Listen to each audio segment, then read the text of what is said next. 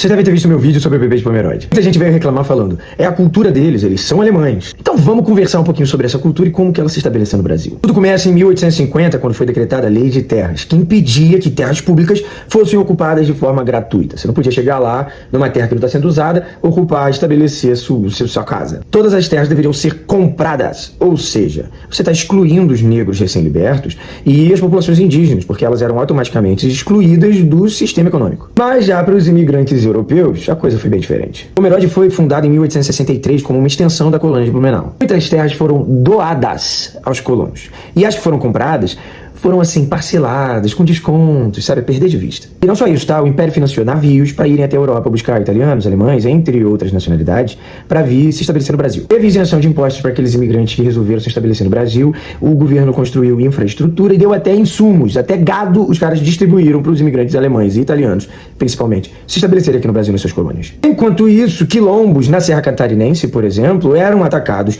seus habitantes eram reescravizados e as suas terras eram colonizadas por imigrantes europeus. A região do Vale do Itajaí, onde fica Pomerode, era originalmente habitada pela comunidade indígena Xoklen. Para que essa comunidade alemã se estabelecesse, esses indígenas foram sistematicamente perseguidos e removidos de suas terras. O próprio Hermann Blumenau documentou as petições para poder expulsar os indígenas da região. Os bugreiros são uma categoria histórica e conhecida na região por terem sido comumente contratados por fazendeiros e pessoas influentes na região para exterminar comunidades indígenas. E até hoje, Pomerode recebe incentivos públicos para poder manter a sua cultura alemã viva. Tem ensino bilíngue português e alemão nas escolas, tem incentivo financeiro do governo para festas e celebrações tradicionais, infraestrutura e turismo voltados para poder reforçar a cultura germânica da cidade. Enquanto isso, ao mesmo tempo, comunidades quilombolas e indígenas lutam pelo básico: demarcações de terras, escolas minimamente estruturadas e o mínimo de incentivo para poder desenvolver as suas regiões e economias. O negócio é que os imigrantes europeus, eles não vieram só para trabalhar a terra. Eles foram parte de um projeto explícito e documentado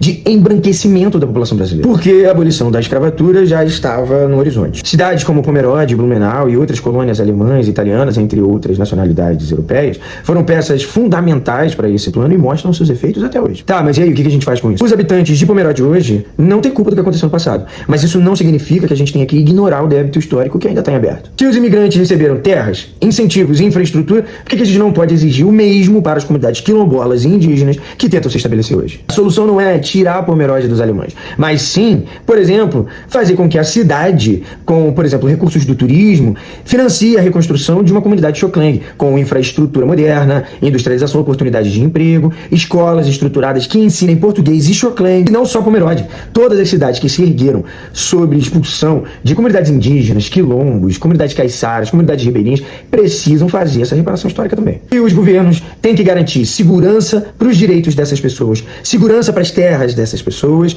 e também demarcação de terras rápidas, emissão de títulos de propriedade e programas que incentivem o desenvolvimento dessas pessoas. Assim como foi feito com os imigrantes europeus no passado. Se a gente quer falar de cultura, de ancestralidade, a gente tem que falar de reparação histórica também, tá? 160 anos desde que Pomerode foi fundada até agora. São 2 gerações de 80 anos, gente. A história não está distante, ela está acontecendo agora. Isso não quer dizer que ninguém está atacando hate no bebê fofinho de Pomerode. A gente também quer ver bebês quilombolas fofinhos, bebês indígenas Xoklen fofinhos, crescendo em comunidades com infraestrutura e tudo que eles precisam para ter uma vida longa e feliz.